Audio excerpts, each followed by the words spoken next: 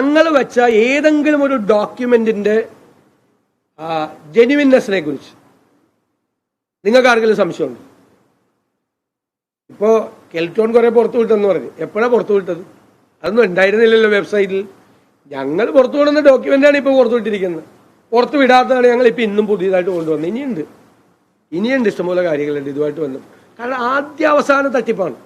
ആദ്യ അവസാനം ഞങ്ങൾ കൊണ്ടുവന്ന ഒരു ഡോക്യുമെന്റ് ഇത് തെറ്റായ ഡോക്യുമെന്റാണ്. ഇതൊരു ഫേക്ക് ഡോക്യുമെന്റാണ്. ഈ ഡോക്യുമെന്റിന് യാതൊരു അടിസ്ഥാനവും ഇല്ല. ആരെങ്കിലും പറഞ്ഞോ? കേരളത്തിൽ ആരെങ്കിലും പറഞ്ഞോ? ഇപ്പൊ അതിനെല്ലാം അംഗീകാരം നൽകി.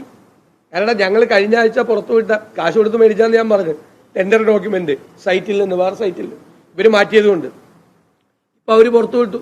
അപ്പൊ അവർ തന്നെ ശരിവെച്ചു. പ്രതിപക്ഷം പുറത്തുവിട്ട ഡോക്യുമെന്റ് എല്ലാം ഇതുവരെ പുറത്തുവിട്ടതെല്ലാം ഔദ്യോഗിക ഡോക്യുമെന്റ് ആണ് എന്ന് അവർ കഴിഞ്ഞ ദിവസം സമ്മതിച്ചു. ഇല്ലേ?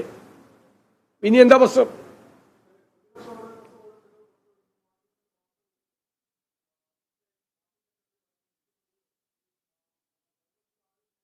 പാർട്ടി സെക്രട്ടറി അല്ല ഇതിന് മറുപടി പറയേണ്ടത്. ഇതിന് മുഖ്യമന്ത്രി തന്നെ മറുപടി പറയണം. അതല്ലേ ഞാൻ പറയാം, അവസാനത്തെ അവസരമാണ് മുഖ്യമന്ത്രിക്ക്. ഇനി നമുക്ക് ആലോചിക്കാം. ഞങ്ങൾ എന്തായാലും ഈ അഴിമതിക്കെതിരായിട്ടുള്ള സമരം മുന്നോട്ട് കൊണ്ടുപോകാൻ തീരുമാനിച്ചു.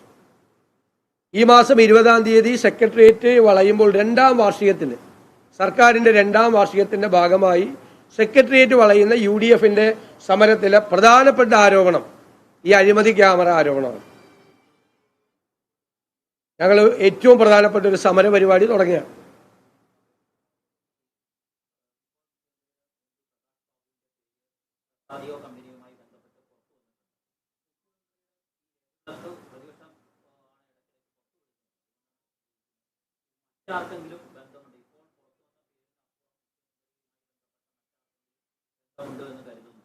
അല്ല, ഞാൻ ഇപ്പോ പുറത്തു വന്നിരിക്കുന്നത് മുഖ്യമന്ത്രിയുടെ ഒരു ബന്ധുവാണ്, അദ്ദേഹത്തിന്റെ മകന്റെ ബന്ധുവാണ്. അപ്പൊ അത് അദ്ദേഹത്തിന്റെ തന്നെ ബന്ധുവാണ്. അപ്പോൾ അത് ആരോപണമായി വന്നിരിക്കുകയാണ്. അതിന് മറുപടി പറയണ്ടേ? അതിന്റെ മറുപടി പറയട്ടെ. മറുപടി പറയുമ്പോൾ അത് നിഷേധിക്കുകയോ അത് തെറ്റാണെന്ന് പറയുകയോ ചെയ്താൽ ഞങ്ങൾ അതിന്റെ ബാക്കി കാര്യങ്ങൾ കൂടി ഞങ്ങൾ കൊണ്ടുവരാം. അതാണല്ലോ പറഞ്ഞത്. ഒരു അവസരം കൂടി മുഖ്യമന്ത്രിക്ക് ഇത് പറയാൻ, അദ്ദേഹത്തിന്റെ ഭാഗം വിശദീകരിക്കാനുള്ള ഒരു അവസരം കൂടി ഞങ്ങൾ നൽകിയാണ്. ഇത്ര മാന്യമായിട്ട് ഏത് പ്രതിപക്ഷം പ്രവർത്തിച്ചിട്ടുണ്ട്? അല്ല, അതപ്പോൾ നമുക്ക് ആലോചിക്കാമല്ലോ. നമുക്ക് എന്തെല്ലാം കാര്യങ്ങളുണ്ട്. അതായത് ഇങ്ങനെ ഒരു അഴിമതി ആരോപണം കേരളത്തിൽ ഉണ്ടായിട്ടില്ല. ഇത് ലോട്ടറിയിൽ ഉണ്ടായിരുന്നത് പോലത്തെ തന്നെയാണ് സംഭവം. ലോട്ടറിയിൽ ആദ്യം വന്നപ്പോൾ നിഷേധിച്ചു, പിന്നെ ഒന്നൊന്നായിട്ടുള്ള രേഖകൾ പുറത്തു കൊണ്ടുവന്നു. അവസാനം എന്താ ചെയ്തത്? അതിന്റെ അവസാനം എന്തായിരുന്നു? ഇതര സംസ്ഥാന ലോട്ടറികൾ മുഴുവൻ കേരളത്തിൽ നിരോധിച്ചു. ഇല്ലേ? റിസൾട്ട് ഉണ്ടായില്ലേ? ലോട്ടറിയിൽ 6-7 മാസക്കാലം നീണ്ടുനിന്നു ആ വിവാദം. ആദ്യം എല്ലാം നിഷേധിച്ചു, അവസാനം എല്ലാം അംഗീകരിച്ചു.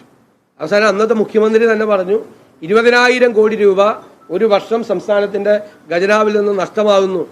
4 കൊല്ലം കൊണ്ട് ഈ സംസ്ഥാനത്ത് നിന്ന് 80,000 കോടി രൂപ കേരളത്തിൽ നിന്ന് പുറത്തേക്ക് പോയി എന്ന് അന്നത്തെ മുഖ്യമന്ത്രി സമ്മതിക്കുന്ന തലത്തിലേക്ക് ലോട്ടറിയെ സംബന്ധിച്ച അഴിമതി ആരോപണം അന്ന് വന്നു. അവസാനം അതിന് റിസൾട്ട് ഉണ്ടായി.